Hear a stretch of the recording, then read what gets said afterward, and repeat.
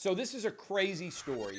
I think it should be the number one story in the world of the United States, domestic story, right? We got Ukraine going on. We got the Canadian truckers, which I'll talk about in a moment.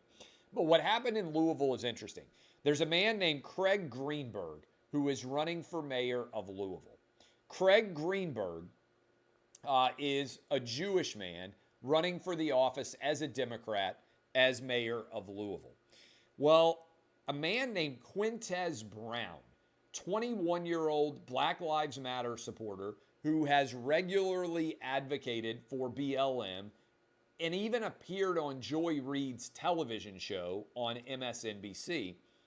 He walked into Craig Greenberg's campaign office and fired a gun multiple times at him. Now, fortunately, Quintez Brown missed, but he's been charged with attempted murder.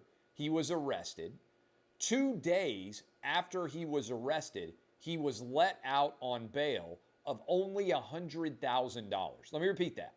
He walked in, attempted to assassinate a Jewish Democrat running for the office of mayor in Louisville, and he was let out on bail for only $100,000.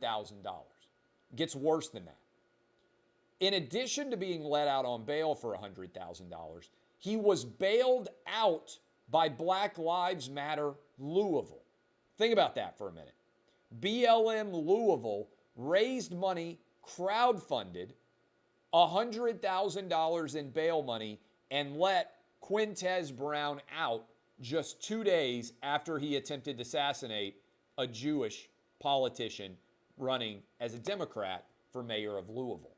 This story should be everywhere because it raises several real issues. One, how in the world can Black Lives Matter justify bailing out an alleged assassin of a Jewish mayoral candidate?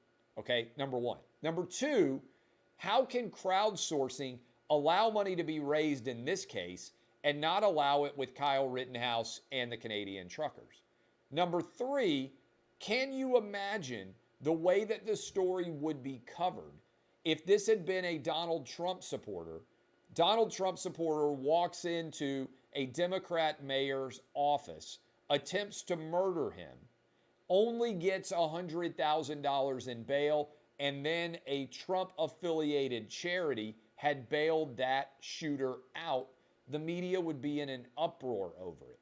Yet BLM does it, and everyone is trying to pretend this story doesn't exist. It should be, in my opinion, the lead domestic story in the world of politics right now. Now, I opened with sports. Usually I open Outkick the show with sports, but this is crazy that this story exists and is receiving a relative paucity of attention overall.